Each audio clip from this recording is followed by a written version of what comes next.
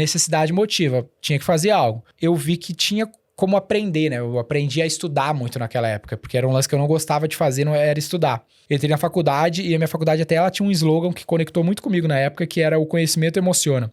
Eu passei no ProUni lá, fiz pelo Enem, fui estudar marketing, e aí eu vi, se eu seguir estudando e for corrigindo as rotas aqui, eu vou conseguir fazer a parada certa agora. E aí, por isso, e eu preciso fazer isso para conseguir progredir de vida, minha vida, né, família clássica brasileira, mãe divorciada, 4 filhos, história triste. Aí eu até falo que o resultado de tudo isso é 3 coisinhas, que é fé, pesquisa e atitude. Então eu tive a fé que dava pra fazer, era crente, né, que dava pra mudar a parada, minha realidade. Pesquisa, sabia que eu tinha que pesquisar pra cacete, um monte de coisa pra descobrir como fazer. E tinha que agir mais do que tudo.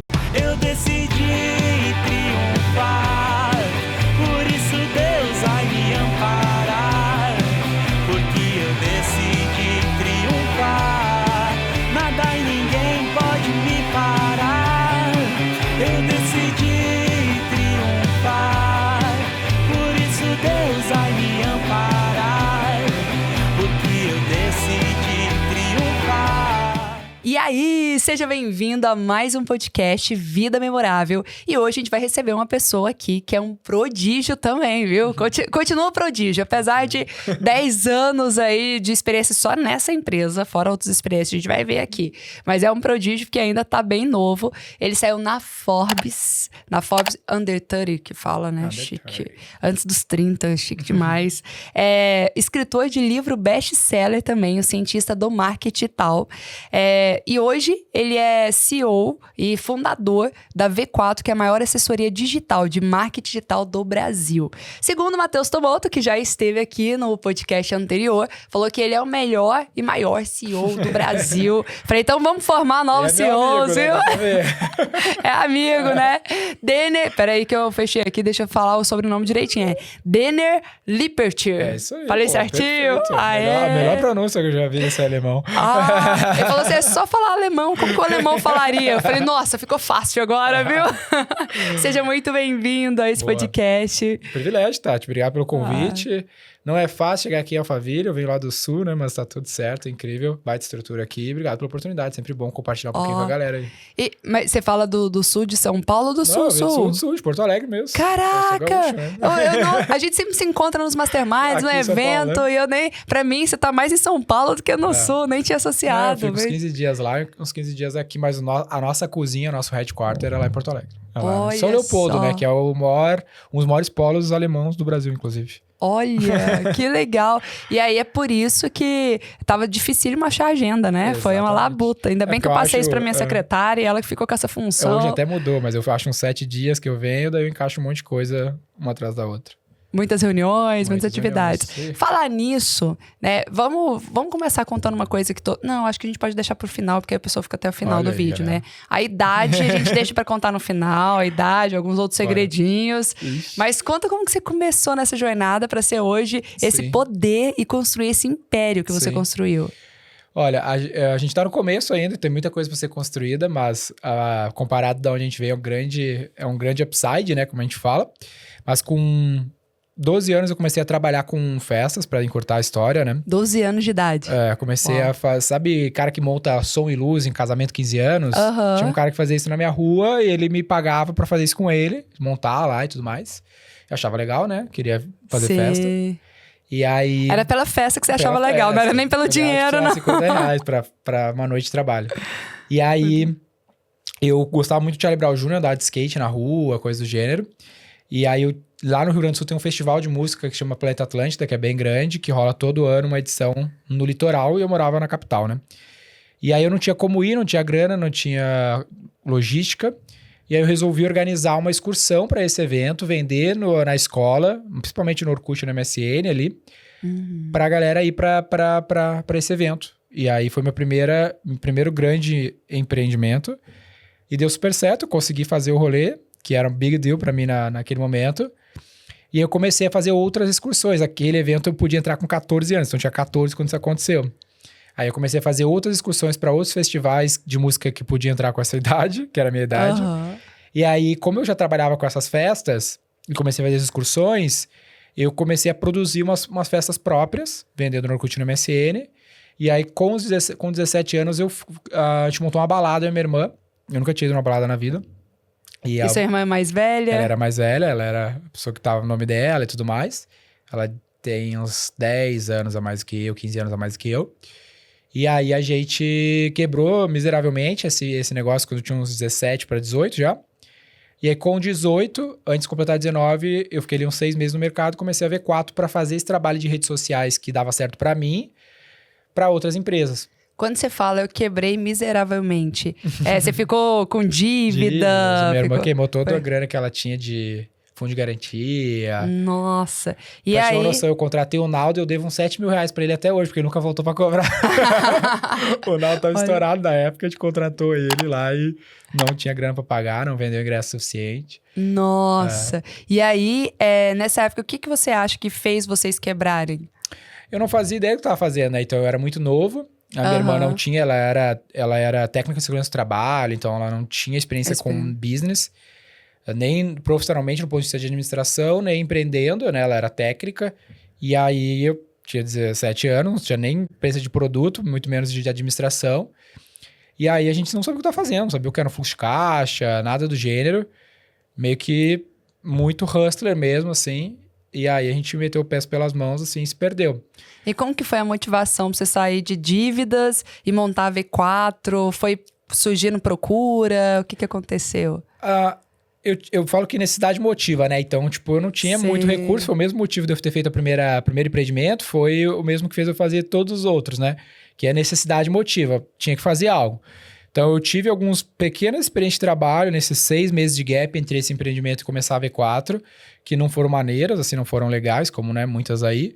E eu tinha já tinha tido, vamos dizer assim, experimentado o gostinho de empreender, sabia que dava pra fazer, né? Sabia que não era simples e tudo mais, só que eu vi que tinha como aprender, né? Eu aprendi a estudar muito naquela época, porque era um lance que eu não gostava de fazer, não era estudar. Só que nesse meio tempo, eu entrei na faculdade e a minha faculdade até ela tinha um slogan que conectou muito comigo na época, que era o conhecimento emociona. Eu passei no ProUni lá, fiz pelo Enem, fui estudar marketing e a primeira cadeira que eu tive, eu aprendi fundamentos de marketing, era a cadeira de fundamentos de marketing, tive uma aula sobre os 4 P's do Kotler lá e eu lembro direitinho que aquele momento, aquele slogan fez sentido, o conhecimento emociona, porque puta, se eu soubesse isso aí eu não tinha quebrado. Aí eu comecei a estudar pra caramba, sabe? E aí eu vi, se eu seguir estudando e for corrigindo as rotas aqui, eu vou conseguir fazer a parada certa agora. E aí, por isso, e eu preciso fazer isso para conseguir progredir de vida, minha vida, né, família clássica brasileira, mãe divorciada, 4 filhos, história triste, vários de nós vivemos. Precisava mudar, ter uma mobilidade social, construir minha própria mobilidade social, não dava pra depender dos outros. Então, tinha que fazer. E aí vi que tinha como fazer. Muito cedo consegui ver que dava pra se mexer, né? Olha só, então foi o conhecimento ali, o estudo que te moveu a isso. Também. Ali foi um start. Você fala, agora eu tô sabendo o jeito certo de fazer as coisas. Eu vi que, através desse mecanismo, eu vi que dava pra fazer algo que eu queria fazer por causa da necessidade que eu tinha, sabe? Sim. Aí eu até falo que o resultado de tudo isso é 3 coisinhas, que é fé, pesquisa e atitude. Então eu tive a fé que dava pra fazer, era crente, né? Que dava pra mudar a parada, a minha realidade. Pesquisa, sabia que eu tinha que pesquisar pra cacete, um monte de coisa pra descobrir como fazer. E tinha que agir mais do que tudo. Tinha que executar, pesquisar, com as estratégias fé. certas, né? E até hoje é o mesmo frame. Até hoje é tudo fé, pesquisa e atitude. Então, era um grande desafio ganhar... O meu primeiro contrato pagava R$2.800 por mês. E era um big deal. Ninguém na minha família tinha ganhado R$2.800 no mês até então. Mas eu tive fé, pesquisa e atitude pra chegar nesse nível. Depois foi R$5.000, R$10.000, Caraca. R$6.000. Hoje a gente tem contrato que, sei lá, paga R$4 milhões por ano um cliente, entendeu? Uau. E cada um é mais desafiado. Parece que, cara, parece impossível. Como assim? O cara pode pagar R$4 milhões? Sim, mas tem concorrente meu que cobra R$100 milhões. Uau. Eu sei que tem. Então eu tenho fé que eu consigo ser tão bom quanto os caras. Sim. Só que eu vou precisar pesquisar e agir pra chegar no nível de cobrar 100 milhões, entendeu? E eu tô disposto. E esse ponto que você trouxe serve pra todo mundo aqui mesmo. Porque eu vejo que tem muitas pessoas que têm fé, tá, nossa, vai dar certo, vai funcionar, tal. E às vezes até tem atitude no sentido de fazer as coisas, só que não pesquisou. Total. Então fica atropelando, metendo os pés pelas mãos. Sabe, tem gente que pesquisa, estuda, mas nunca vai, por medo, falta de ousadia. Então quando você segue esses itens nessa ordem, é infalível. Parei pra olhar minha vida e falei, gente, de faz fato. sentido, né? Sabe total. aonde que isso faz muito sentido, tu vai se conectar muito, é pra virar palestrante, pelo que pareça. Porque eu tive esse desafio de subir em palco, por exemplo. Você que já me acompanha há um tempo sabe que palestrar não é só uma profissão, é uma filosofia de vida. Porque quando uma pessoa palestra, ela consegue não só ter mais autoridade, ter mais network, visibilidade e dessa forma conseguir divulgar o seu produto, o seu serviço e atrair muito mais oportunidades. E é por isso que eu quero te fazer um convite. Vai acontecer a imersão Palcos Milionários. Essa imersão ela é presencial durante 3 dias, em que você entra e começa do absoluto zero. E lá a gente descobre o tema da sua palestra e a gente produz a sua palestra em apenas 3 dias. Mas Tati, e eu que já tenho a minha palestra? Essa imersão presencial é para mim? Sim, porque o nosso objetivo ali é lapidar a sua palestra até ela se tornar realmente uma palestra memorável. E para você saber mais informações sobre essa imersão Palcos Milionários, é só você clicar no link que está aqui e garantir a sua inscrição. Te espero. E aí pensa, eu quero falar em público, tenho fé que dá pra fazer, porque, eu não sou um idiota, né? Tem um monte de gente que fala, beleza. Só que, o que acontece quando tu quer começar a falar em público? Tu fica puta nervoso, que a tua vida vai morrer no palco. Sim. E aí, o que tu faz? Tu pesquisa. Tu vai lá, segue a Tati, faz um curso aqui, lê uns livros. Só que enquanto tu não subir no palco 300 vezes, tu nunca vai ficar fluente. Porque tu só fica bom na prática. Então é literalmente esse frame. Tu tem que acreditar que dá, tu tem que pesquisar, porque tem técnica pra cacete. Mas enquanto tu não subir e fazer várias vezes, vou te falar, eu falo pra público há, sei lá, 10 anos, pelo menos. A mais, porque nas festas eu já fazia isso. E eu fui começar a me sentir mega fluente, no sentido assim, não vou ficar nervoso, a gente vai palestrar junto lá no Empreende Vale esse sábado. Sei lá, deve ter umas 1.000 pessoas. Eu fui parar de ficar mega nervoso uns 2 anos atrás. Depois de ter feito várias vezes, sabe? Então eu vejo que esse frame se aplica super nesse contexto, né? E é interessante porque você citou bem. No caso do palestrante, eu conheço pessoas que estão há 10 anos palestrando, mas nunca é remunerado, nunca se destaca, não é aplaudido de pé. Por quê? Porque também não é só sobre ter a atitude de ir palestrar e fazer muitas vezes. É sobre você pesquisar. Exato. Né? É melhoria Corrigir, contínua. né? O que eu tô fazendo de errado? O que os melhores do mundo fazem? Como que ele foi aplaudido de pé? Como que ele fez para receber contratos a partir dali e novas propostas saírem? Então quer dizer que eu posso aperfeiçoar esse processo. E aí você entende que quando tem técnica e quando tem método, você consegue ser imbatível em qualquer área, mas é buscar o método certo e a técnica certa para isso. Isso, e a galera acha que tem coisas que são, sei lá, meio intuição e não são, né? Hoje em dia tudo tem uma técnica, tudo tem uma forma como tu aprender. Ser um pouco mais cientista, que eu trago no meu livro, é o lance que a gente precisa ter um pouco mais na sociedade, sabe? A gente é muito artista ou advogado. A gente acha que mesmo artista tem técnica, né? Apesar de ter algumas muito coisas que o cara não controla, mas tem muito framework, né? Sim. Tem muita forma como faz. Então, a própria música, pega o artista, né? A música tem técnica demais, assim, né? Então... Nossa, eu fui fazer um curso de... Primeiro que eu falo que não existe improviso, porque até o improviso ele é treinado, né? Sim. E aí eu fui fazer um curso de stand-up pra aprender a contar piada. Legal. E eu pensava que o negócio era simples, que eu ia sair de lá super bem-humorada e tal. Quando eu fui ver, era tanta técnica, mas tanta técnica, que eu falei, caraca, esse trem aqui é mais complexo do que eu imaginava. E sim, você vê que os humoristas, eles criam a estrutura, eles testam em espetáculos e depois eles repetem as mesmas. Porque não é fácil, não é toda hora que eu vou criar uma coisa e vai dar certo. Total. Né? Então, isso aí serve pra tudo. E uma indústria que acho que tem muito a ver com isso também, que parece muito abstrato, né? Muito aleatório, é o cinema também. Sim. Olha, qualquer um pode ver nos créditos quantas pessoas trabalham num filme, né? Então, e tem um quesito de arte, porque todos os filmes um monte de gente trabalha, nem todos são excelentes. Mas conforme tu vai fazendo, é que nem fazer palestra, tu vai vendo que, se eu colocar assim, assado, mudar o roteiro, né? Vai mudar completamente o resultado. Tem um caso recente da cultura pop que é o Esquadrão Suicida, que foi lançado uma versão e 1 ano e meio depois, 2 anos, eles lançaram uma outra versão do mesmo filme. E a primeira foi um fracasso, a segunda foi um sucesso. As duas têm até os mesmos atores, é o mesmo filme, entre aspas, mesmo contexto, né? Big Idea é a mesma. Mas o que mudou? O diretor. cara que dirigiu o segundo filme foi outro diretor e o resultado foi completamente diferente.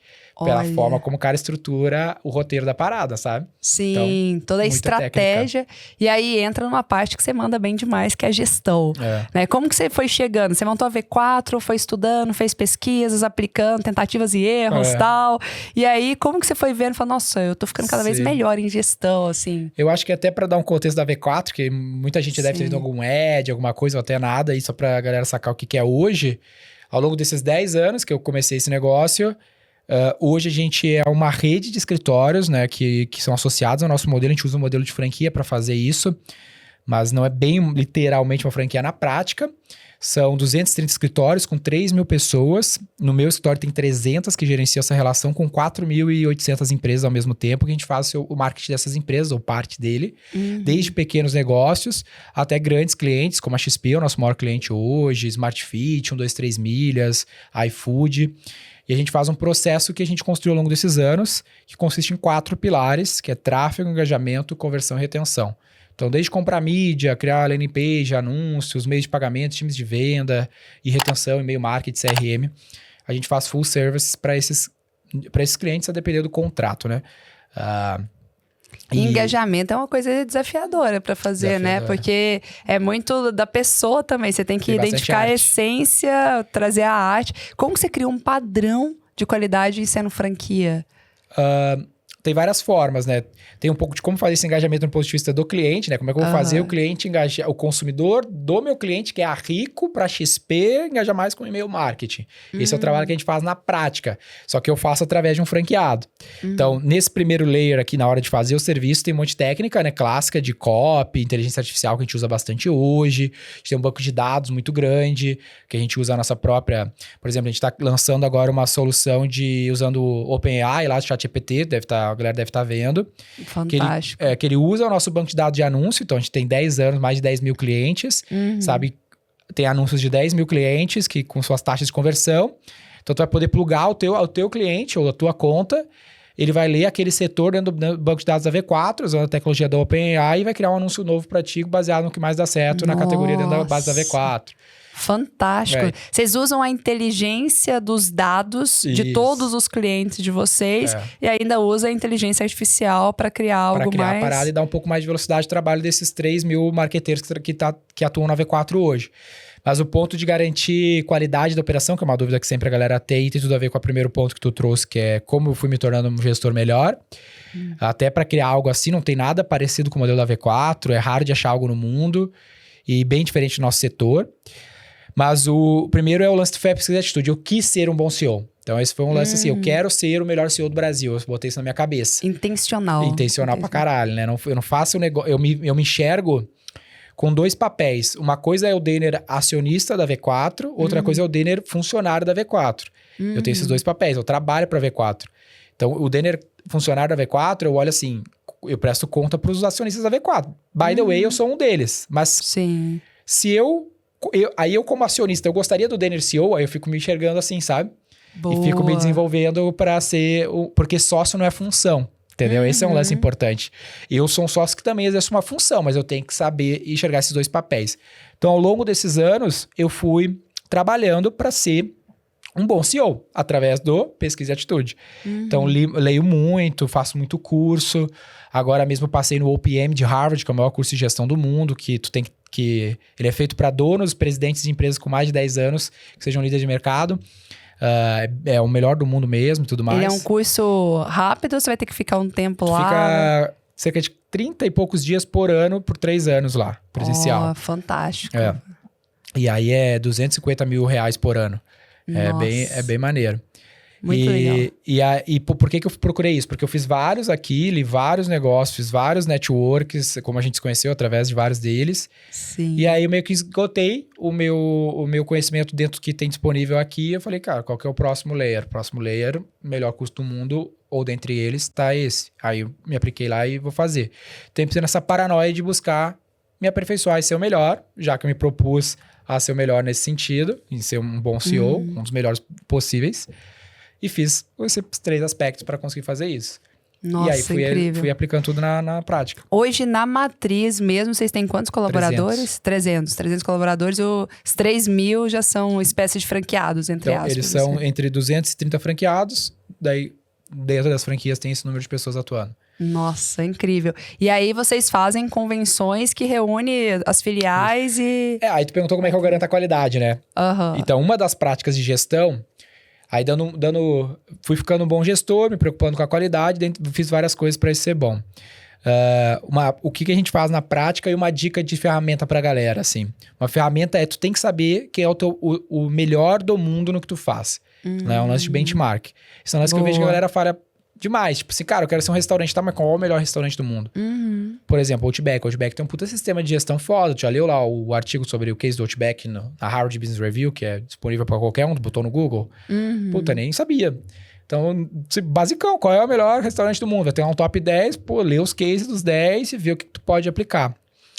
Então, a gente sempre pesquisou, cara, quais são as melhores empresas de serviços, quais são os melhores franqueadoras do mundo, o que eu posso misturar desses modelos e trazer pro meu. Qual que é, dentre essas, o que a gente faz hoje, então, através dessa ferramenta? A conclusão que a gente tem atualmente é, o cara, para ele ser um franqueado AV4, ele tem que se aplicar num processo no qual ele vai investir 50 mil reais, 50 a 70 mil reais, não sei o preço que está hoje, acho que dá uns 70 mil, no qual ele tem que mandar 6 pessoas, são 2 meses de formação, parte presencial, parte online, das 6 pessoas, pelo menos. 3 delas têm que ser sócias, 3 delas têm que ser aprovadas, as 3 sócias. Se depois dos 2 meses elas forem aprovadas, que é um processo de treinamento, tem banca, tem TCC, a banca é os melhores franqueados atuais, tem que aprovar esse cara para entrar, esse grupo, né, de 3 pessoas. Se eles passam, eles investem mais 70 mil reais para abrir o negócio. Se eles não passam, eles perdem, né, no caso, os 70 mil reais ficam pelo treinamento e eles Que não é uma abrem. formação de qualidade, né, então eles vão sair com aquele conhecimento, mas aí Isso. para... E aí Fantástico. 70% consegue aprovar, 30% não consegue aprovar, pelo menos na primeira tentativa. Aí se for fazer de novo, tem que pagar de novo, aí tem um desconto e tudo mais. Então essa é a primeira camada de filtro de quem vai entrar. Aí uma vez uma vez o cara tá ativo, aí vão ter várias camadas. As 300 pessoas estão cuidando da qualidade dessa rede, entendeu? Então desde processo de auditoria, de customer success, de suporte ao cliente. Então o cliente pode ter um problema na operação, ele levanta a mão para a matriz vai intervir, vai lá auditar a operação da sua unidade, vai transferir esse cliente para uma outra.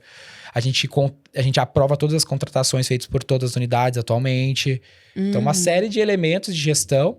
Por exemplo, eu fui o CEO mais jovem no mundo a contratar SAP For-HANA, que SAP é o maior sistema de gestão do mundo. Para gente ter uma noção, 70% do PIB do mundo passa na SAP, no sistema da SAP. E o For-HANA é o sistema mais avançado deles. Então, Petrobras, qualquer grande empresa no mundo vai usar SAP For-HANA. Eu fui o mais jovem a contratar esse sistema no mundo.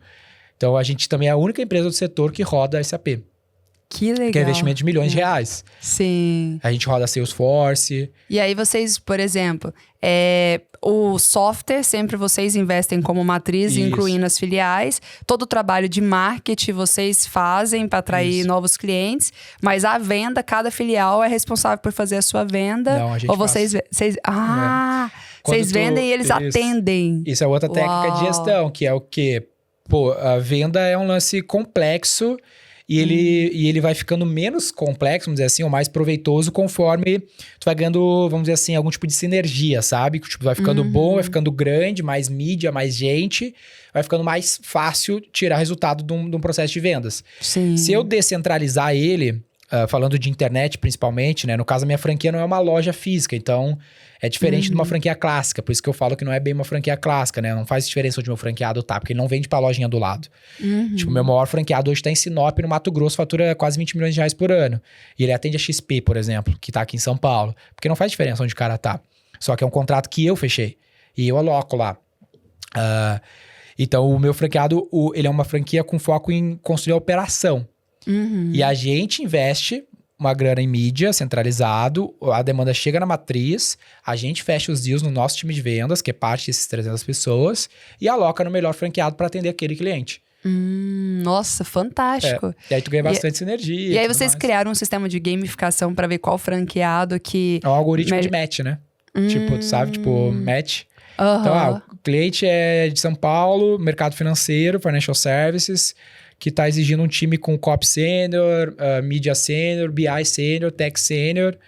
Aí já vai começando a cortar unidades. Puta, em São Paulo, não necessariamente São Paulo é um critério relevante, porque geografia nunca é um critério relevante, mas é preferencialmente mais próximo do cara. Então, fica lá esse disclaimer, mas tem que ter essas especialidades. É um contrato AAA, é um contrato mais complexo. Então, tem que ser uma unidade com senioridade. Aí vão sobrar algumas, e aí elas têm slots disponíveis, ela tem braço para atender esse projeto. Aí vão sobrar lá X unidades, a gente vai escolher uma para alocar. Nossa, incrível. E como que você criou esse modelo de negócio? Você tinha pesquisado em algum local? Porque eu nunca vi desse. Volta àquela ferramenta que eu te falei do benchmark das suas referências, sabe? Sim. Quem são os maiores do mundo? Então, eu sempre fiz esse olhar. Sempre. Eu já devo ter feito, sei lá, milhares de pesquisas no Google, o melhor do mundo. E aqui no Brasil não tem, mas no mundo você achou alguém com esse modelo de negócio? Tem. Isso. Então, não exatamente igual. Porque aí até é o lance de criatividade. Falou do stand-up, que é o lance de tu... Pra te criar coisas diferentes, tu precisa combinar coisas distintas. Esse é o processo de... Tem um documentário que eu gosto muito no YouTube. Tem no YouTube, né? Que se chama Everything's a Remix. Tudo é uma combinação. Então, ele mostra que, no fim das contas, tudo é copiar, combinar e transformar em algo novo. Fantástico. Ou seja, você tem que ter... É o que eu falo muito dos palestrantes. Você tem que ter repertório para você construir o seu próprio método. Isso. Porque você tendo o seu próprio método, você tem a sua singularidade. Mas a partir do momento que você assiste uma palestra e tem essa como única referência, você vai tender a copiar outra pessoa e você vai ser o número 2, o número 3. Exatamente. E aí, pra mim, assim, parte do trabalho de um CEO, a gente tava falando sobre isso, mas não só de um CEO, qualquer profissional que quer se destacar, fazer algo diferente, é pesquisa. Sim. Volto de novo no lance da pesquisa, né? O lance do cientista é muito isso. Mas você já pesquisava nesse mercado de franquia? Assim, você já queria algo nesse sentido? Ou aconteceu de você ter acesso a esse conhecimento? Eu sempre me interesso por grandes cases de gestão, de grandes negócios. Então, como eu tava te falando, eu já devo ter feito milhares de buscas no Google sobre o melhor alguma coisa. Melhor palestrante do mundo, maior empresa de não sei o quê, melhor do não sei o quê, e dar umas lidas nesses tipos de cases, sabe? Então, pra dar subsídio pra minha mente, criar algo novo. Então, vou te dar alguns exemplos. Eu busquei as melhores empresas de serviço do mundo. Então, existiu um lance chamado Big Four, que são as maiores consultorias do mundo. Então, uma vez, por exemplo, eu tava falando com um fundo, muitos anos atrás, antes de franquear, e me marcou muito, porque o cara falou, cara, sai do lance de serviço, ninguém escala serviço não é escalável. E eu, ele falou pra mim pra tech, porque tech é o caso óbvio. Só que, eu não sei, eu não sou programador, fudeu, tô condenado a ser pequeno. Aí nessa minha pesquisa, tu tem a Accenture, por exemplo, tem 700 mil funcionários, fatura 30 bilhões de dólares. Se eu tiver 1.000, 10 mil, 50 mil, eu tô muito abaixo da Accenture, mas eu tô faturando muitos centenas de milhões de dólares, entendeu? Então eu falei, não é possível, porque se eu for uma fração desse cara, já é muito grande. Aí isso é só um exemplo. Tem a McKinsey, tem PwC, KPMG, Ernst Young, todas essas que eu tô te falando faturam 20, 30 bilhões de dólares. São empresas diferentes, com centenas de milhares de funcionários pelo mundo inteiro. E aí eu fui buscar como esses caras fizeram. Aí parte do modelo de escala deles passava por escritórios independentes. Não necessariamente usando o modelo de franquia, porque existem legislações distintas em outros países. Só que aí aqui eu comecei a ver os modelos de franquia. Eu falei, os modelos de franquia, o Brasil é um dos maiores franqueadores do mundo, né? Os maiores modelos de franquia do mundo estão no Brasil. A Arcos Dourados, por exemplo, que é a dona do McDonald's no Brasil, ela é um franqueado do McDonald's, que é do Uruguai. Ele é um dos franqueados do McDonald's, opera todas as lojas do Brasil e parte toda da América Latina, e tem capital aberto na Bolsa de Nova York, o franqueado, não a franqueadora. Entendeu? Uau. Fora a franqueadora, que também tem. Tem a FEMSA, que é a franqueado de Coca-Cola do México, que é dono de várias das fábricas de Coca-Cola do Brasil. Tem capital aberto na Nise também. Aí, franquia, qual que é a parada maneira? São empreendedores. Eu gosto do modelo de empreendedor. Aí eu estudo muito economia. Economia, tu vai lá pra gestão libertária, economia, Adam Smith. Quanto mais empreendedores, mais a sociedade vai pra frente. Uma empresa é uma microsociedade. Aí tu começa a juntar esses elementos, vira um treco, né? A V4 é. Olha, que legal! Nossa, então essa é a doideira. Que nem um filme, que nem um palestrante, que nem uma música. É o cara que tem muitas referências, a mulher, o indivíduo, que vai misturar elas em algo único, né? Pouco que tu falou mesmo ali. E hoje, se uma pessoa quiser ser o seu franqueado, ela consegue tirar em média quanto por mês? Tem uma... Média é sempre foda, né? Em marketing mesmo a gente fala que média sempre engana, né? Até dizer, porque a gente diz que média até burra é. Tu tem que esfregar os números e tornar eles específicos. Hoje na média um franqueado ganha 80 mil reais. Hoje, se for média, desse disclaimer, 80 mil reais por mês, ele fatura com 20% de margem. Então ele vai tirar uns 16, 20 mil reais por mês. Só que a gente tem franqueado fazendo 1,5 milhão por mês, tem franqueado fazendo 50 mil reais por mês. Então vai depender do cara e das peculiaridades dele. Então é mais ou menos essa. Mas ele tem todo o subsídio, igual empresa de marketing multinível que treina, e tem todo o subsídio, ferramentas para se desenvolver. Tecnologias. Então, esse é um lance interessante da forma como eu faço, talvez, considerando a minha idade. Porque esse investimento de SAP foi mais de R$1 milhão. Investimento de Salesforce nessa mesma categoria, só do último ano. A gente fez um deal agora de Slack, que é uma tecnologia de comunicação interna para toda a rede. Foi $200 mil. Aí, o cara com a minha idade, o que ele faria, entendeu? Estamos aí falando de R$3 milhões. O cara teria comprado um carro, talvez, entendeu? Sim. Eu acho legal comprar um puta software, entendeu? Porque eu gosto de trabalhar para ser um grande CEO. Fantástico. As prioridades e motivações. Isso dá confiança pro meu franqueado também. Porque o cara sabe que tá num sistema que tá sendo tocado atualmente por um cara com essas convicções. Então... E você tem 10 anos de empresa. Teve algum momento que você sentiu assim, nossa, esse aqui foi o boom? Qual que foi a virada, assim? Teve alguma virada ou foi degrau por degrau mesmo? Como a gente partiu muito do zero, a gente sempre cresceu bastante em relação a onde a gente estava. Só que, né, do 0 para 1, do 1 para 2, do 2 para 4, do 4 para 8. Só que no meio desse caminho, quando a gente criou o sistema de franquia, esse foi um grande momento, assim, singular. Porque até então... a gente estava muito restrito ao crescer mesmo, porque não tinha capacidade operacional. Então, quando a gente criou o sistema de franquia, teve alguns momentos, que várias empresas são assim, né? Então, quando a gente começou por exemplo, eu comecei a vender com prospecção ativa e tocar o projeto. Aí eu fiz o meu primeiro investimento de mídia na minha própria marca. Foi um webinar de R$400 que eu fechei 6 contratos. Aí, aquilo foi um ponto de cara, eu consigo vender contratos fora do país, fora do Rio Grande do Sul, do dia pra noite, e vou para outro patamar. Aí eu saí de meia dúzia de contratos para 1 dúzia de contratos. Só que aí comecei a ficar bom em vender. Só que eu tinha um problema na operação. Aí ferrou. Tava lá com 30 contratos, não conseguia sair dos 30 porque eu não conseguia escalar a operação. Aí, foi o sistema de franquia. Aí dali a gente foi para 80 contratos, começou a crescer até o momento que a gente está hoje. Então, eu acho que os 2 grandes momentos foi quando a gente conseguiu ficar consciente da máquina de vendas que a gente poderia ter, né, para trazer esse crescimento. Isso tem um grande poder, no fim das contas, distribuição vale muito. Aquele papo, né, o mais conhecido normalmente vence o melhor. Sim. E a gente tem uma capacidade de construir um modelo de negócio que permitisse essa escala e que fosse diferenciado, sabe? Porque não adianta vender muito e não conseguir entregar. Então, a retaguarda são as franquias. Agora, falando... Você ia comentar? Não, só se fosse botar 2 elementos, assim, pra galera fixar, capacidade de distribuição e modelo de negócio. São 2 elementos que eu foco muito e fizeram muita diferença. Ficamos bom em capacidade de distribuição. Pra você ter uma noção, ano passado a gente investiu 16 milhões na marca da V4. Esse ano a gente vai investir 26 milhões de mídia, fora as pessoas envolvidas. A gente fecha 700 contratos por mês, dá cerca de 3 milhões de receita corrente mensal nova. Ninguém nunca fez nada parecido.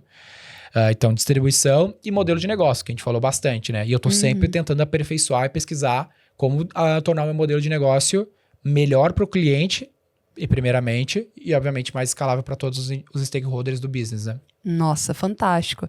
E falando em máquina de vendas, vocês são uma máquina de vendas. Sim. E eu percebo que hoje é a dor do mercado, né? Eu que eu tô em grandes grupos de mastermind, que converso com os maiores players, pessoas que faturam milhões por mês. Eu tô montando meu time de vendas e, meu Deus, como é difícil. Nossa, é difícil achar, é difícil treinar, é difícil motivar, é difícil reter, né? É um desafio. O desafio do empreendedor é a área de vendas. Só que a área de vendas, ela é a máquina de fazer dinheiro, o que vai gerar mais resultado. O que você percebe que vocês acertaram para vocês construírem a máquina de vendas de vocês? Eu acho que o desafio, na real, de toda empresa é pessoas em geral, né? Vai ter momentos... Como precisa ter oxigênio no negócio que é vendas, ela vai acabar sendo uma prioridade, assim, né? A primária. Mas depois que tu conserta ela, tu vai sofrer em outras. Hoje mesmo eu tava batendo com o meu time de liderança, que eu tenho lá 10 líderes da V4. A gente precisa dedicar mais tempo para contratação nosso. né? Porque a gente precisa contratar cargos mais relevantes, níveis maiores, e isso tu não consegue que o teu RH contrate. Então, a gente precisa se envolver no processo. Hoje mesmo eu marquei um jantar com um candidato para uma área de dados, segunda-feira. Eu vou jantar com o cara lá no Haskell, lá no Itaim, porque eu preciso convencer o cara, é um date. É praticamente um date, sabe? Você tem que vender essa oportunidade. Namorar com a pessoa pra ela sair de onde ela tá pra ir pra tua empresa. Nesse nível já, né? Sim. Mas voltando pro nível das vendas, eu acho que muito dessa turma que tu fala, a galera do mercado digital mesmo, né? Que acaba conseguindo tracionar vendas, ou conseguiu por muito tempo, talvez esteja mudando, sem tanto esforço de time, né? Né? Com modelos de venda mais em escala e pá. Não, eu mesmo já consegui 5 milhões na minha empresa sem ter time comercial. Agora, para poder escalar para outro nível, aí é time comercial. Eu tô com time comercial, mas eu vejo esse desafio de achar o recrutamento. Então, o primeiro ponto que você poderia, se fosse montar assim um passo a passo, primeiro ponto é vender a vaga para o candidato pra top, gente ter uma noção, né? aí a gente ficou bom mesmo nisso, porque a gente tem 100 e poucos vendedores lá na matriz, fora o que a gente faz de auxílio para os nossos clientes nesse negócio.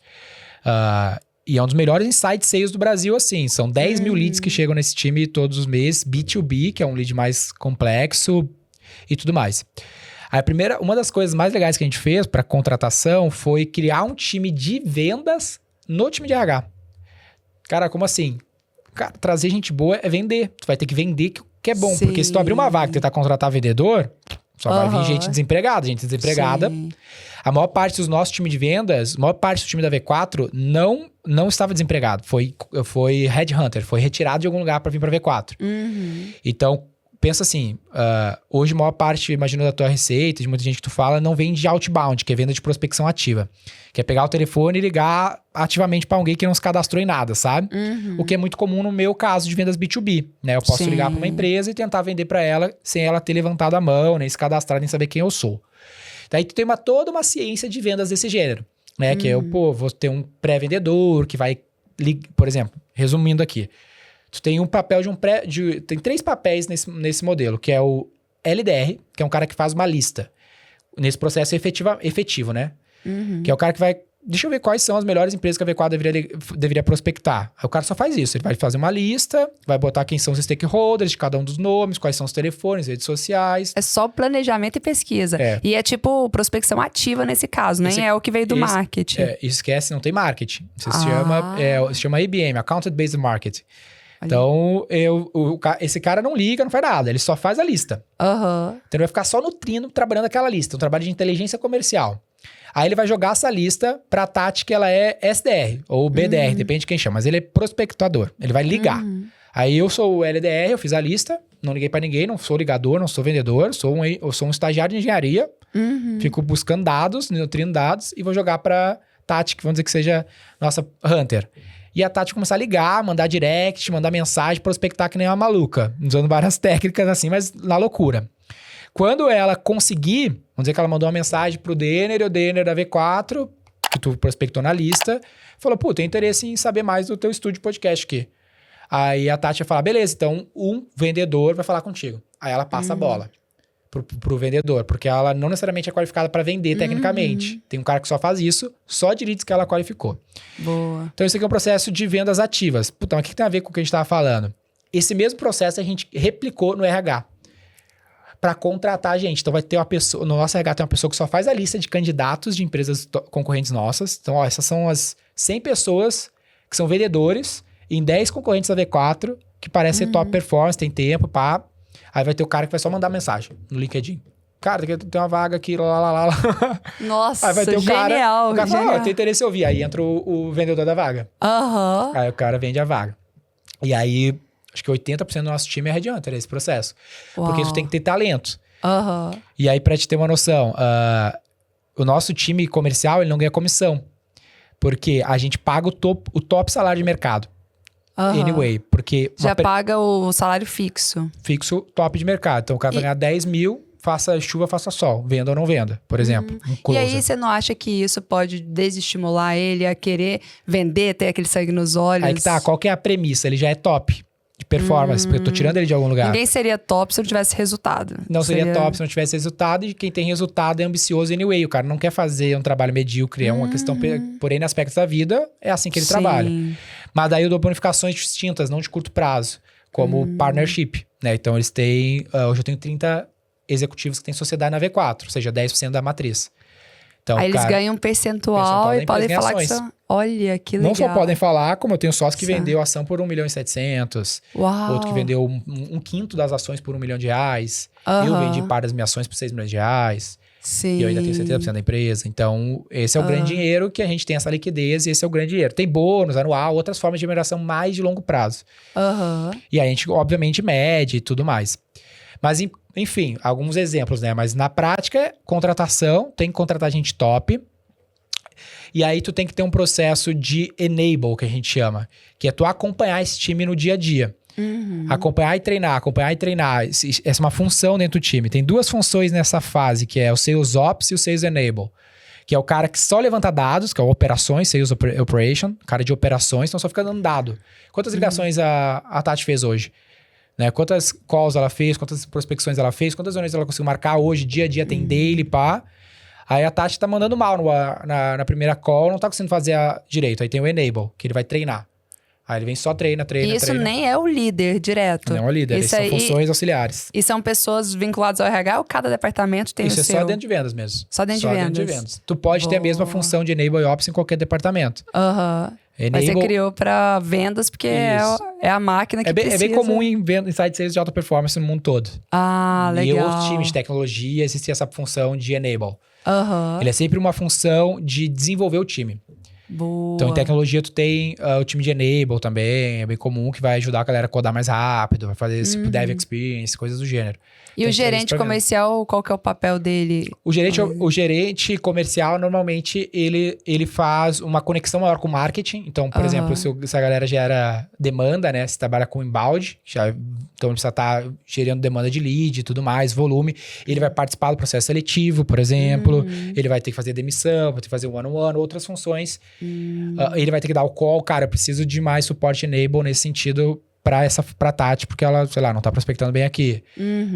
Ou vai conversar com o cara de ops pra ver os dados e ver se precisa aumentar o time, diminuir time, dimensionamento desse time. Boa. Mais uma visão geral da parada. Então, no fim das contas, é uma máquina mesmo. É uma engenharia, tem várias funções auxiliares, tem que metrificar todos os detalhes. E eu acho que é nisso que a galera se perde. A galera acha que vai jogar o vendedor, vai dar uma comissão, pagando pouco e vai dar tudo certo. Não vai dar certo, não é tão simples. Em termos de números, porque, por exemplo, pra quem tá começando agora, às vezes montou um time de vendas com 3 vendedores, um gerente. Qual que é o número que você acha que já compensa ter essa estrutura mais robusta de enable, de outras... De quantidade de pessoas, eu diria que tu teria que ter pelo menos uma dúzia de pessoas, assim, umas 12. Porque até umas 10 pessoas, provavelmente tu não faz tanta receita. E o próprio líder ali, ele consegue desempenhar essa função.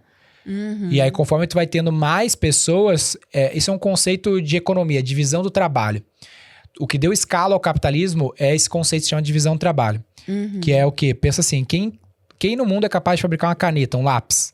Pensa assim, se eu te falar, Tati, faz um lápis pra nós aí, quanto tempo tu precisa? Tu fala, caralho, nunca vou conseguir fazer um lápis, velho. Onde é que eu consigo grafite, madeira? É grafite que vai dentro? Como que enfia dentro? Não sei nem onde busca, né? Exatamente. Como que tem, então?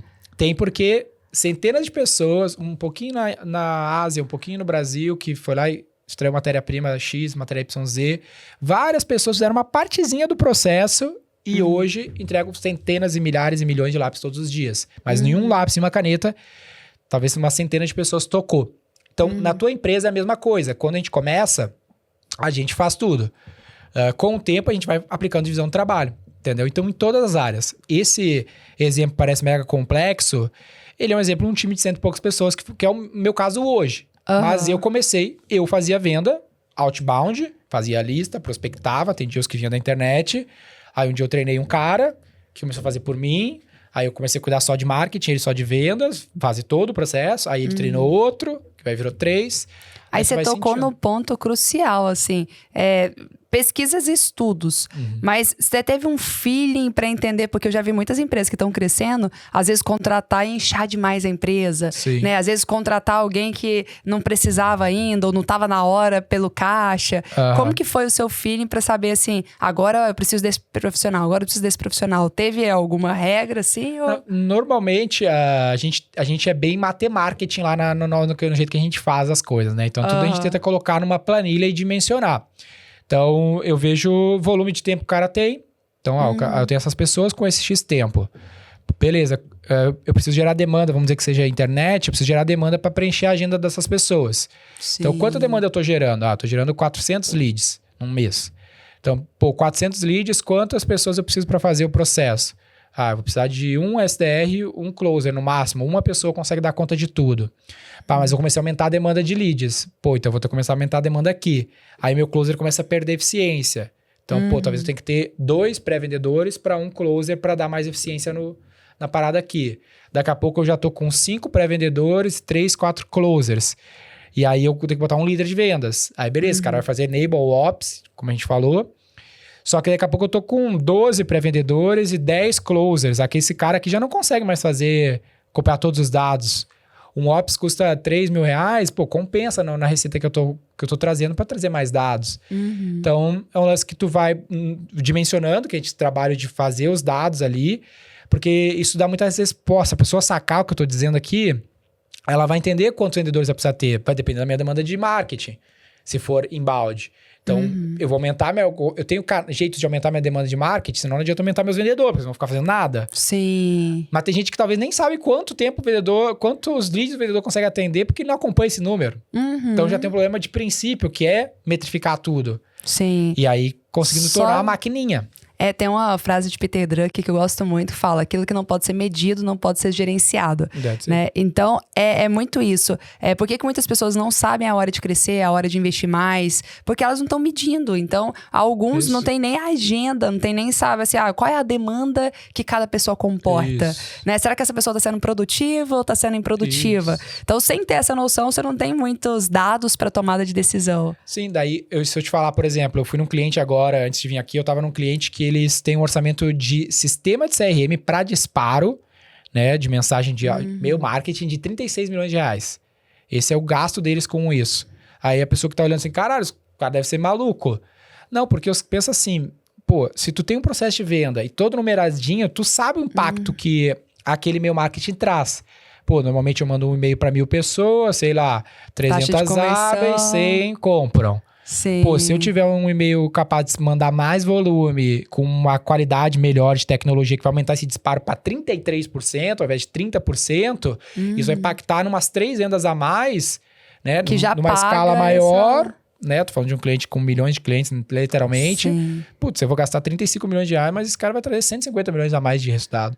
Aí o cara, 35 milhões é muito barato, entendeu? Eu faço muito essa conta no marketing. Às vezes eu falo assim, cara, essa ferramenta eu vou ter que pagar R$5.000 a mais só para um plugin e tal. Eu falei, mas se isso trouxer um cliente a mais, hoje um produto mais em conta que a gente tem no Instituto é 5.000. Se eu trouxer um cliente a mais, já paga a ferramenta. Total. Então, aí eu faço muito esse cálculo. É isso, porque a administração, principalmente o marqueteiro, mas toda a administração, a gente fala assim, ela é uma arbitragem de LTV sobre CAC. Olha que interessante. Toda a administração, por isso que eu falo que todo CEO, no fim das contas, é um grande marqueteiro. Sim. Se for falar, quem aqui é um grande marqueteiro? Vai vir na tua cabeça um Elon Musk, um Steve Jobs, um Bill Gates, que nem são publicitários. Sim. Mas eles são bons arbitrários, eles arbitram bem LTV sobre CAC, né? Sendo LTV sobre CAC, LTV, o valor que um cliente gera, que é o exemplo que tu falou, um cliente meu deixa lá R$20 mil, pelo custo de aquisição. Sim. É sempre isso. Tem mais detalhes aqui, né? Mas para simplificar a parada, é quanto valor eu consigo extrair de um cliente, quanto mais valor eu extrair, melhor, versus o CAC. Então, tu tá sempre arbitrando isso. Se eu botar essa ferramenta aqui, isso vai impactar no meu CAC diminuir, ou eu conseguir mais clientes, sendo que o cliente gera esse valor e vai ficar dentro da margem. Manda ver. Sim. Aí tu vai... Às vezes vai até pegar dívida, por exemplo. Eu já fiz várias dívidas ao longo desses anos na V4, de alavancar para investir em marketing. Por exemplo, fiquei 9 anos, dos 10, sem pagar imposto em dia nem um mês. Eu pegava 100% do dinheiro e botava em mídia. Porque o custo da multa e dos juros era muito menor do que o LTV que eu conseguia extrair de um cliente. Então, eu falava pra galera, mano, eu não pago. Porque tu pode financiar, tá na lei, tu pode ir lá parcelar. Vai pagar a puta Vou multa. seguir a lei, vou pagar a multa, mas É o dinheiro compensa. mais caro do mercado, mas eu não tenho outro dinheiro, porque não me dava empréstimo até então. Mas em relação ao LTV que eu tenho, é nada. Quando eu vendi 10% da empresa, a minha dívida era 5% do valuation que eu vendi a empresa. Só que a empresa só valia o que valia porque eu fiz a dívida. Por quê? Porque a dívida foi aplicada numa boa arbitragem de LTV sobre CAC. Não foi pra me comprar um carro, entendeu? Isso é uma merda de uma dívida. Sim. Mas, pô, pega Teve a um dívida da retorno Apple. sobre o investimento. Isso, a Apple deve 100 bilhões de dólares. Ela a dívida deve? da Apple, ela tem 100 bilhões em caixa, mas ela não usa. Porque é mais eficiente contabilmente também nos Estados Unidos, tu fazer uma dívida, por exemplo, e comprar uma empresa que no teu balanço se desconta no teu imposto. Tem várias jogadas assim. Sim. Então isso aí é uma administração em alta performance. É o poder do conhecimento. Esses dias eu tava falando numa aula, eu falei assim, todo mundo pensa que, nossa, dívida e tal. Existem dívidas boas. Existe. E se você for olhar, os maiores milionários e bilionários, eles o Jorge sempre... Paulo Lema pra provar, né? Exatamente.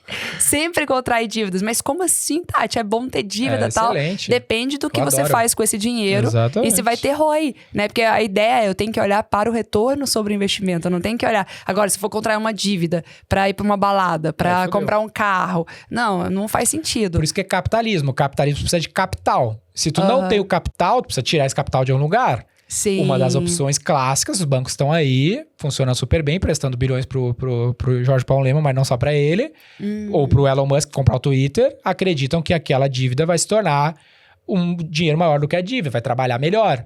Esse é o lance, cara. Esse é o lance de um administrador, um Elon Musk da vida, ele tá lá alocando recursos trabalhando. Só que ele vai precisar de dinheiro, além do que ele tem, pra fazer uma aquisição que ele acha que esse dinheiro vai ser muito pouco em relação ao resultado que ele consegue tirar. Só que ele não tem todo esse dinheiro. O banco tem o dinheiro, mas o banco não quer trabalhar. Então o banco fala, cara, me dá uma fraçãozinha do retorno que tu consegue e eu te dou o dinheiro. Só que se ele errar a mão, ele se ferrou. Mas ele não erra a mão, teoricamente, né? Essa é a ideia, senão o banco não emprestaria. E se o cara falir, essa é a moral de uma empresa ser limitada, né? Se ele errar a mão e perder o dinheiro, teoricamente, dinheiro de dívida nem afeta o teu patrimônio da pessoa física. Então faz parte, por isso que existe uma recuperação judicial. Vai recuperar a empresa não recuperar, a empresa fecha, faz parte do jogo e o Jorge Paulo Lema continua bilionário. Fantástico. A não ser a dívida trabalhista, no caso do Brasil, mas não é necessariamente o caso. Nossa. E ó, esse conhecimento todo, vamos revelar a sua idade agora? Com quantos anos esse conhecimento todo? Olha o fruto da pesquisa, dos estudos do conhecimento, né? Nerd, né? 28 anos. 28 anos. Faço 29 esse ano. Olha só. E ainda conseguiu... 2 meses, inclusive. Faço, Daqui 2 meses. Tô em março, abriu maio. Oh, 4 em de maio. 4 Fica a de dica maio. pra galera. Eu faço em maio também. Ah, é? Aham, 24, meu. 20 dias 64, depois. olha aí, curioso. Vamos comemorar. É isso aí. E ainda assim, você conseguiu ter tempo pra constituir família? Eu casei esse ano passado, em outubro. Eu tô há 10 anos com a Jéssica. Ó, mesmo tempo da empresa. Mesmo tempo A empresa e o namoro. Não, eu tô mais tempo com ela, na real. Eu acho que a gente tá desde 2000... Não, 2 anos a mais. Vai fazer 13 anos esse ano. Olha só. Então, comecei a namorar com ela em 2010. Literalmente, Que legal. no Dia dos Namorados de 2010. E a gente casou ano passado e tamo aí. Agora a gente tem um gato. Tem um filho, um gato, né? Agora. Gato, então ganhei uns 2 anos de prazo aí. E ela trabalha com você? Ela trabalhou muito tempo comigo, hoje não trabalha comigo, não. Ah, que legal. E é bom porque, assim, você conseguiu conciliar a vida pessoal, a vida profissional. Sim. Eu tenho um outro frame, eu gosto de criar frames, né? Mas é um lance que eu falo que a minha vida é o jogo do PIF, que é um outro acrônimo, que é a busca pelo sucesso profissional, intelectual, físico e emocional. Uau. Tem até um filtro no Instagram, se tu buscar PIF, tu vai achar. Que legal. Então, eu vivo assim, cara, eu preciso ter o sucesso profissional, falamos muito sobre isso, intelectual, não adianta, Sempre se tu acertar a mão e ganhar uma grana, tem muita gente no teu setor que acerta a mão e ganha uma grana, mas o cara nem sabe como direito, que é um problema. Sim. O Sérgio Ziman estava palestrando no nosso evento, foi o primeiro CMO da história, ex-diretor de marketing da Coca-Cola, ele veio no nosso evento agora, sexta-feira passada. E ele falou um lance bem interessante sobre isso, que ele falou o seguinte, cara, se um vendedor não bate uma meta, tu fica puto e vai perguntar, caralho, porque tu não bateu a meta? Agora, se o teu vendedor ou teu marketing entrega 130% da meta, tu tem que ficar tão puto quanto se ele não souber te explicar por quê. Cara, por que tu bateu 130% da meta? Me explica, me ensina essa A gente deveria fórmula, saber, né? pode ser no acaso, porque se for no acaso, amanhã tu não vai conseguir aplicar. Sim, Então, tem boa. muita gente no teu setor que acaba acertando a mão, o cara, caralho, sou um gênio, mas ele não tem certeza bem como é que aconteceu, como é que vai replicar, e eu não sabe administrar a grana, Sim. e aí isso vai cobrar. Então, esse é o I do PIF, né? Profissional intelectual físico. Então não adianta, né? A gente sabe bem sobre isso. Não adianta ficar cheio de grana, inteligente pra cacete, tá todo fudido da saúde e tudo mais. E você cuida da alimentação e academia ainda faz... Isso. Meu Deus, olha, a produtividade na veia mesmo. Muito Mas bom. aí que tá, não é tão produtividade, porque se a pessoa interpretar dessa maneira, é uma task. É tão importante eu gravar esse podcast contigo quanto ir na academia hoje. Entendeu? Olha Tanto que eu já só. fui, antes de vir no podcast, entendeu? E eu fui, tipo, 10 da manhã. A gente Olha. fala que é horário de herdeiro, né? Fui na academia no horário de herdeiro, mas porque fiz reuniões de manhã e fui na academia, 10 horas era o horário que encaixava bem. Porque é tão importante quanto a reunião, entendeu? Então eu vou encaixar em algum momento da vida. E isso te ajuda a ter alta performance, né? Com O resultado é outro. A gente sabe que se não tiver isso aqui, vai te cobrar. Sim. E o último, e tão importante quanto, é o emocional, né? PIF, né? Profissional intelectual, físico e emocional. Então, eu faço terapia há muitos anos, por exemplo, de maneira preventiva, não porque eu precisei necessariamente. Falei, cara, preciso cuidar da minha mente. Sim. Tem gente que vai encontrar isso na religião, tem gente que... Família, por exemplo. Então, eu religiosamente almoço com a minha mãe, por exemplo, todo domingo. Ela trabalha na V4, tá sempre lá na volta da gente. Que legal. Eu ainda moro no Rio Grande do Sul muito por isso, né? Não tô aqui em São Paulo, porque isso ajuda a manter esse pilar no lugar. E hoje mesmo publiquei um podcast sobre saúde emocional, saúde mental. Então é um lance que eu tento manter sempre controlando. Vários treinamentos sobre inteligência emocional e tudo mais. Então assim eu me sinto um cara mais completo, assim. Não vou quebrar, são 4 pilares, sabe? Se eu não tiver um desses aqui, vai capengar o negócio. E já caminhando pro final, tem uma pergunta que eu sempre faço aqui, que tem tudo a ver com o que você já trouxe, que é: o que é uma vida memorável pra você? Uma vida memorável, eu acho que... deixa eu pensar... Eu acho que é uma vida que tu tem um legado. Eu gosto muito do lance do legado, que tu vai olhar pra trás e falar, putz, construir algo legal. Eu tenho muito esse perfil, não sei se aplica pra todo mundo, mas eu sou o perfil maker, sabe? Eu gosto de construir as coisas desde criança, sabe? De assim, uma casinha na árvore, um negócio assim, sabe? Eu vou desenhar, tu fala assim, caralho, eu construí algo legal. Sim. Acho que isso dá um prazer, não sei se é um sentido e pá. A família, tu achasse várias... A vida inteira a gente tá construindo, sabe? Tipo assim, todo empreendedor meio que concorda que o cara não se enxerga aposentado, porque ele desfrutou talvez um pouco mais de construir algo. Então eu vejo que tem pessoas que não se preenchem tanto porque elas não desfrutaram, às vezes foram pra um lado da vida, sei lá, concurso público, é um caso clássico que tu não constrói nada, né? Tu tá lá... Nossa, a pessoa fica contando os dias pra se aposentar. Se aposentar porque ela acha que o trabalho é ruim, mas não é porque o trabalho é ruim, é porque tu tá num trabalho que não constrói nada, no meu ponto de vista. E não construir nada parece que não te preenche. Então, a gente que empreende, a gente todo dia tá, puta, vou fazer isso aqui, vou gravar um podcast, as pessoas vão ver, vão conseguir fazer isso, e pá, vou empregar mais gente, vai ser legal, eu vou olhar pra trás. Eu fiz um evento sexta-feira aqui no WTC, eu gastei 3 milhões de reais no evento, 2.000 pessoas. Trouxe atração internacional e tudo mais. E eu olhei e falei, caralho, muito foda, velho. É só um evento, um monte de gente, o Brasil todo, pá. Pô, legal. E gera um burburinho, né? Assim, eu sou suspeito pra falar, porque eu acho que evento trabalha seu branding, trabalha tem uma série de fatores. Mas eu digo assim, só o mais superficial da coisa, que legal, sabe? Eu fiz isso, maneiro, assim. Esse espetáculo aqui. Eu comprei uma casa, sabe? Pô, construí uma casa, é um exemplo bem banal. Mas quando tu olha assim, pô, tem 2.000 pessoas aqui trabalhando, ou 10, 20, 30, pô, fiz um trabalho para um cliente.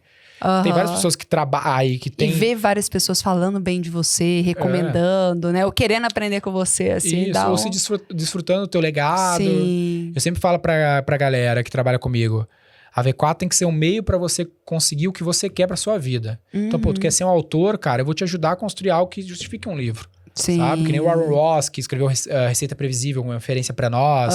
Pô, ele escreveu sobre a história que ele construiu dentro da Salesforce.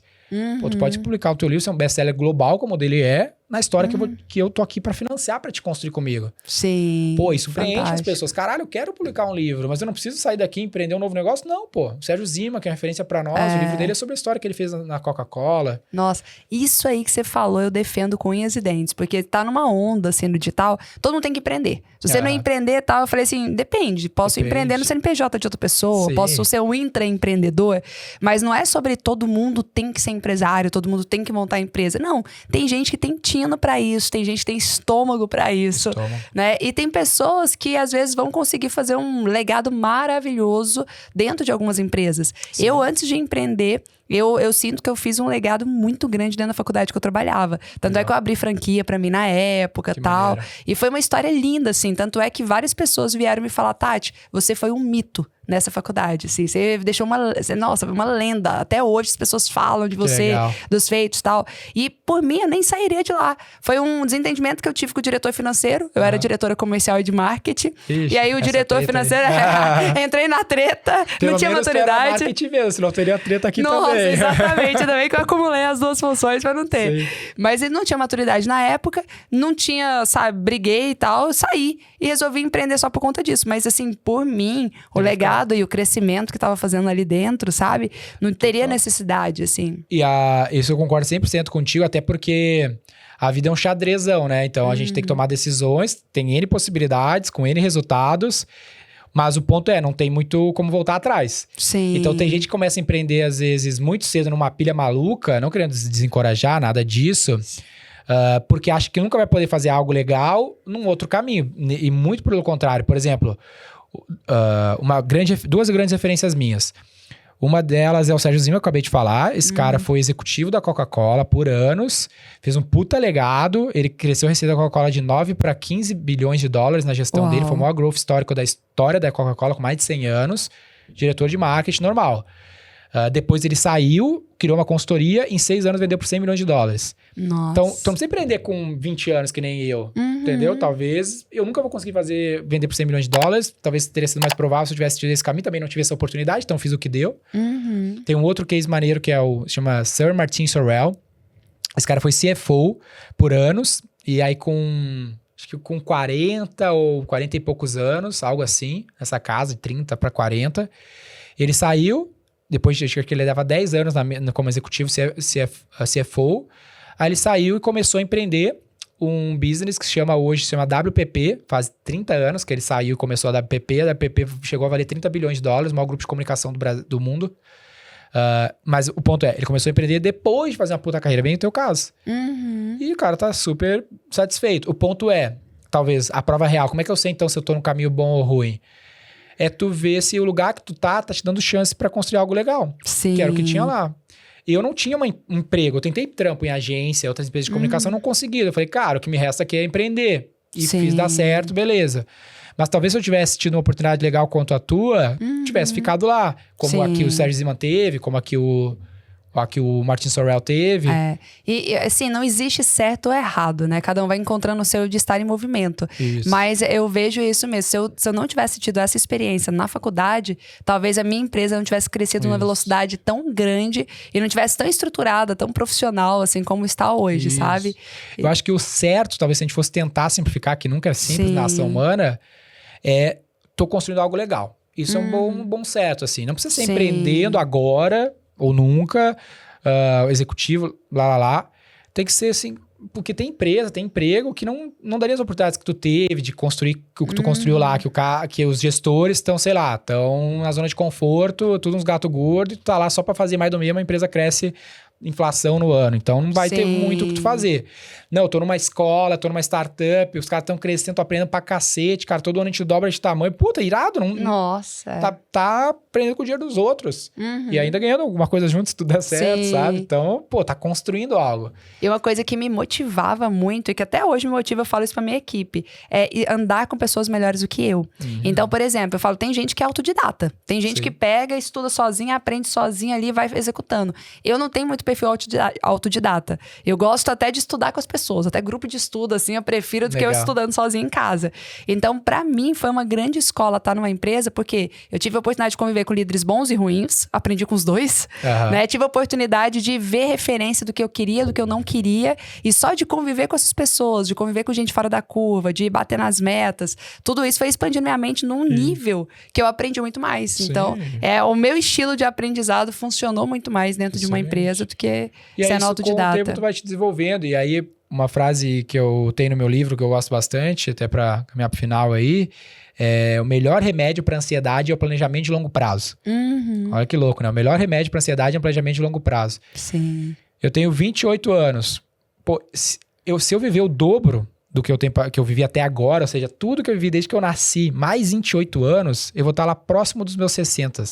Talvez eu vou ter ainda o dobro para viver na nossa geração, né? Com toda a medicina do jeito que tá, ou se não, sei lá, mais uns 30 para viver. Sim. Então, quer dizer que daqui o dobro do tempo que eu vivi, eu ainda vou estar só com 60 anos, próximo, nem isso, com 50 e poucos. Tem gente que tá nos ouvindo, às vezes o cara tem 18, 20, Nossa. 30, 40, sabe? Pô. E já tá na ansiedade, querendo ter Hoje o cara resultado pra mandou ontem. no direct, pô, tenho 24 anos, nada deu certo, não sei o quê. Eu falei, caralho, velho, tem 24 anos, mano. Foda-se. Pensa, daqui 5 anos é tempo pra caralho, tem coisa pra acontecer. E você não vai ter nem 30. Exatamente. E pra quem tá mais velho também, né? Porque o meu avô, ele montou uma concessionária, uma rede de concessionárias e ficou multimilionário a partir dos 50 anos. É isso? 50 anos ele fez a primeira faculdade, 50 anos ele montou um negócio. Não, e ele é outra geração. Ele talvez tá vivo ainda? Ou Ele faleceu. com quantos anos?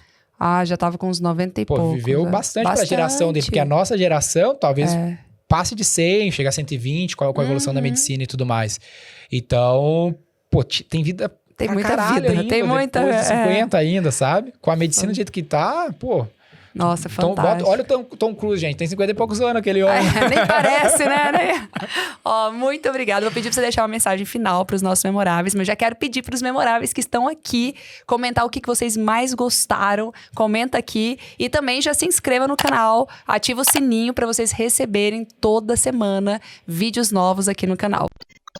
Você que já me acompanha há um tempo sabe que palestrar não é só uma profissão, é uma filosofia de vida. Porque quando uma pessoa palestra, ela consegue não só ter mais autoridade, ter mais network, visibilidade e dessa forma conseguir divulgar o seu produto, o seu serviço e atrair muito mais oportunidades. E é por isso que eu quero te fazer um convite. Vai acontecer a imersão Palcos Milionários. Essa imersão ela é presencial durante 3 dias, em que você entra e começa do absoluto zero. E lá a gente descobre o tema da sua palestra e a gente produz a sua palestra em apenas 3 dias. Mas Tati, e eu que já tenho a minha palestra? Essa imersão presencial é para mim? Sim, porque o nosso objetivo ali é lapidar a sua palestra até ela se tornar realmente uma palestra memorável. E para você saber mais informações sobre essa imersão Palcos Milionários, é só você clicar no link que está aqui e garantir a sua inscrição. Te espero. Então, essa mensagem final... Eu falei bastante coisa aí, acho que eu vou falar pra galera ser mais curiosa, ser mais cientista, gente, menos advogado que fica defendendo uma ideia, independente dela tá certa ou errada, e ser mais cientista, curioso. Eu aprendi muito com podcasts, como esse que vocês estão ouvindo, da Tati. É um jeito simples da gente aprender, a gente tem que estar todo dia aprendendo um pouquinho, sabe? Sim. Lembra do PIF, profissional, intelectual, físico e emocional. Se todo dia tu alimentar um pouquinho desses 4 momentos, caixinhas da tua vida, que é simples hoje em dia, né? O conhecimento já foi tão distinto e o conhecimento emociona, gente. É um insight desse podcast, uma coisa que a Tati falou, uma coisa que eu falei, pode ser game changer pra tua história, né? Mudar completamente. Então, esteja sempre... É um lance que eu ouvi uma vez de um cara, talvez num podcast até, que é parado lendo, andando ouvindo, sabe? Então, pô, tu tá no carro, tá no chuveiro, sei lá, esteja ouvindo um podcast, ouvindo um vídeo, né? Hoje dá pra ouvir o vídeo no YouTube, se tu paga. Sim. Ou lendo algo, não precisa ser um livro. Pô, Sim.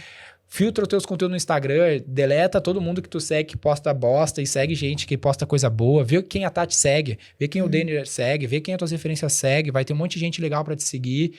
Então, tu vai estar ali perdendo tempo, teoricamente, no Instagram, tu vai ver conteúdos decentes, no LinkedIn. Vai estar parado lendo, andando ouvindo, vai estar se desenvolvendo. Uau, incrível! E ó, aqui na descrição a gente vai deixar também todas as suas redes sociais, todos os contatos, acompanhe o Denner. Como vocês viram, tem aqui muito conteúdo, foi riquíssimo hoje, tem muito mais lá nas redes. Boa. Muito obrigada, sucesso e a gente se vê na próxima semana. Dá uma olhadinha nessa tela aqui, ó. Vamos indicar outros episódios do podcast Vida Memorável aqui pra você. Então já vem pra assistir o próximo. Eu decidi triunfar, por isso Deus vai me amparar, porque eu decidi triunfar, nada e ninguém pode me parar. Eu decidi triunfar, por isso Deus vai me amparar.